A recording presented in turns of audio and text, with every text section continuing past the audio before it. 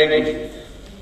इसके लिए मैं आप सभी का हृदय से आभार व्यक्त करता हूं और विश्वास दिलाता हूं कि आपने मेरे ऊपर जो विश्वास व्यक्त किया है और मुझे महाबैंक कर्मचारी संघ के महासचिव के रूप में एक बार पुनः महासचिव के रूप में सेवा करने का अवसर प्रदान किया है।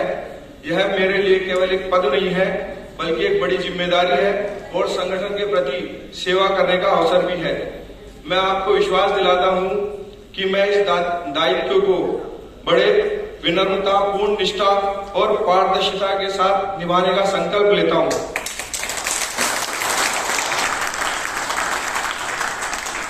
मैं विश्वास दिलाता हूं कि संगठन और कर्मचारियों के हितों की रक्षा और उनके अधिकारों के लिए सदैव अग्रणी भूमिका निभाऊंगा।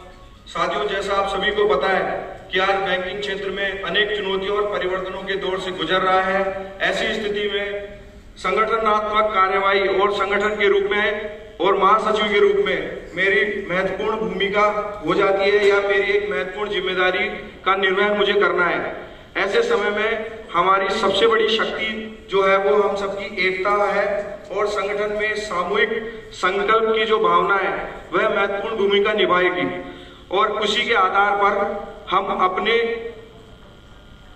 आगामी कार्य की रूपरेखा और भविष्य को चुनौतियों को तय करते हैं। इसके लिए हमें सबसे पहले यह निश्चय करना होगा कि हमें अपने संगठन को और मजबूत बनाना है। इसके लिए मजबूत बनाने की बात जब होती है तो हर बात ये आती है कि मजबूत कैसे बनाना है। हमको लड़ना नहीं है, जैसा कि मनमोहन गुप्ता सर ने अपने वक्तव्य में बताया कि हमारी विचारधारा लड़ने की नहीं है, जोड़ने की है और अपने कार्यों को इस तरीके से करने की है जो राष्ट्र हित में है।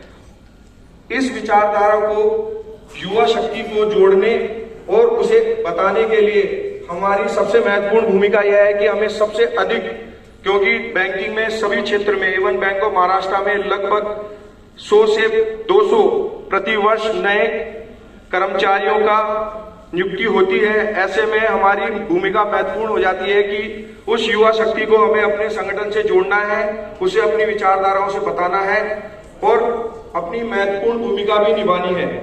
इसी के साथ जब हम अपने संगठन को मजबूत करते हैं तो हम अपनी आवाज को, वह केवल हमारी आवाज नहीं होगी क्योंकि वह हमारे साथ में काम करने वाले सभी कर्मचारियों की आवाज है, तो वह आवाज हम तभी प्रभावी ढंग से प्रबंधन के सामने पहुंचा सकते हैं जब हम अपने संगठन को और मजबूत तरीके से आगे लेके आए। इसमें आप सभी की भूमिका बहुत महत्वपूर्ण होगी।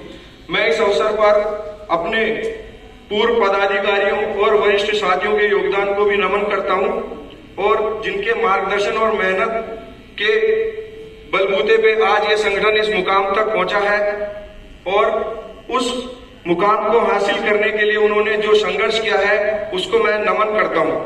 साथ ही मैं अपनी पूरी कार्यकारिणी टीम को भी बधाई देता हूं और विश्वास व्यक्त करता हूं कि हम सब मिलकर संगठन को नई ऊंचाइयों तक ले जाएंगे।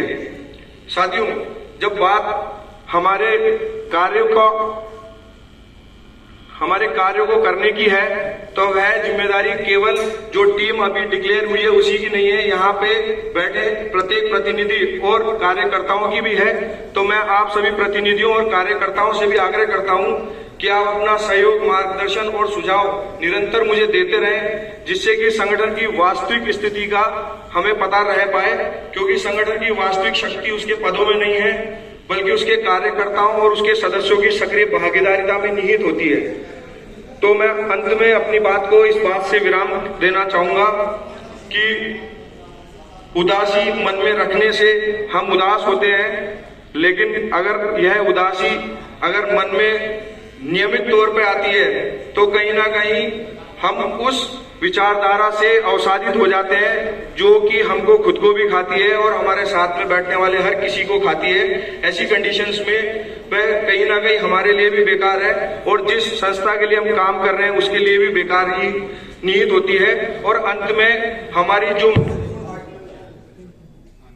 बोल तो बहुत आवाज आपके, जो महत्वपूर्ण भागीदारिता है, जो हमारी राष्ट्र के प्रति कार्य करने की जिम्मेदारी है, उसके लिए हमें एक संकल्प लेना होगा कि हमारे मन से उदासीता को खत्म करना है एक वक्तव्य के साथ मैं अपनी बात को विराम देना चाहूंगा कि उदास होने के लिए, निराश होने के लिए जिंदगी बड़ी है। सामने खड़े होइए, नई चुनौतियां खड़ी है और उस चुनौतियों का सामना करने के लिए पूरी टीम आपके साथ खड़ी है। Thank you.